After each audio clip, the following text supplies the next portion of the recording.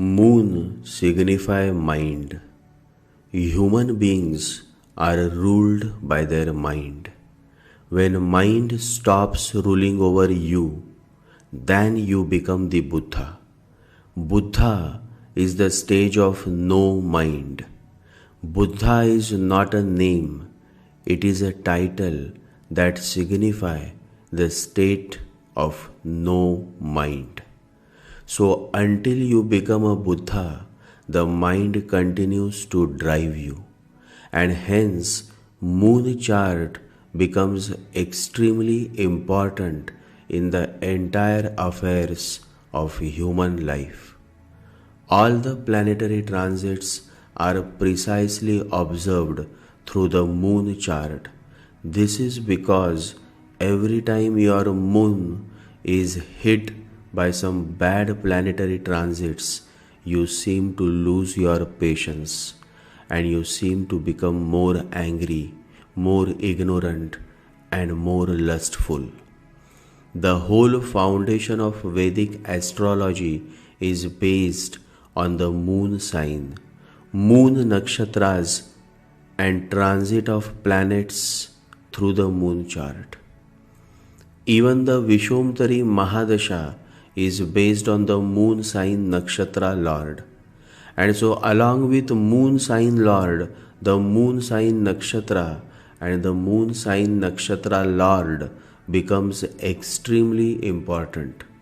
For example, if you are born with moon in Shravan nakshatra, then Saturn and moon become extremely important in your life, because Capricorn is ruled by Saturn and Shravan is ruled by moon. So Saturn and moon become extremely important. Similarly, if you are born with moon in Revati, then Mercury and Jupiter become extremely important in your life.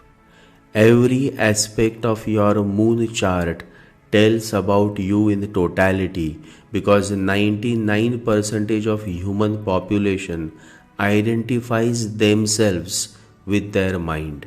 They think that they are the mind, when in reality Bhagwan Raman Maharshi says the nature of the mind is to wander.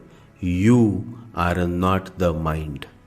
But since majority of human population considers themselves as the mind, every transit that happens through your moon chart affects you more than anything else.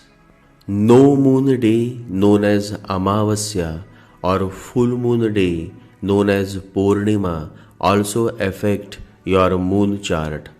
So all in all, it is the mind, the moon chart that predominantly rules over all other charts, for the simple reason that it is your mind that drives you. And so Mahadasha effects, Antardasha effects, and all the monthly and yearly transit of planets should be observed first through the moon chart and then through the ascendant chart.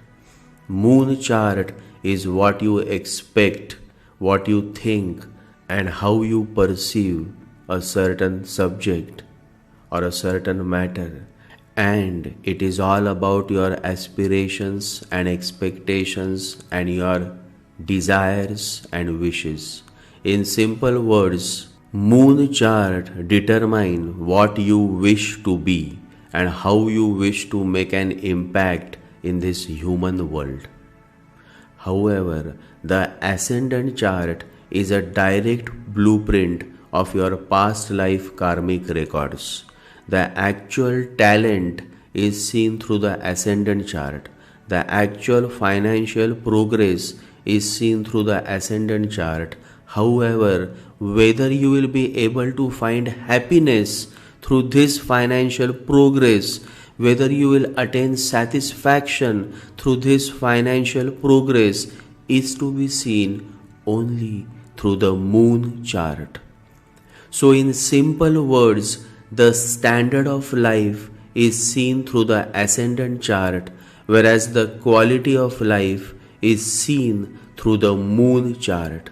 Standard of life is based on how much money you make, in which locality you live, what brands you use, which car brand you drive, and so on.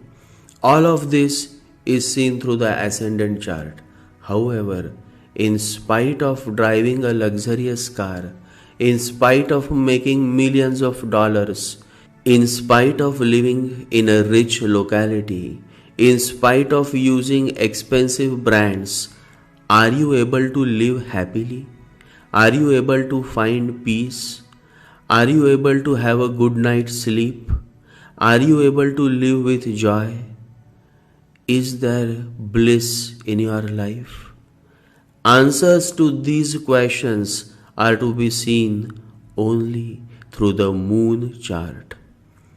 If you ask any wise person, he will instantly say that to him it is the moon chart that matters above all.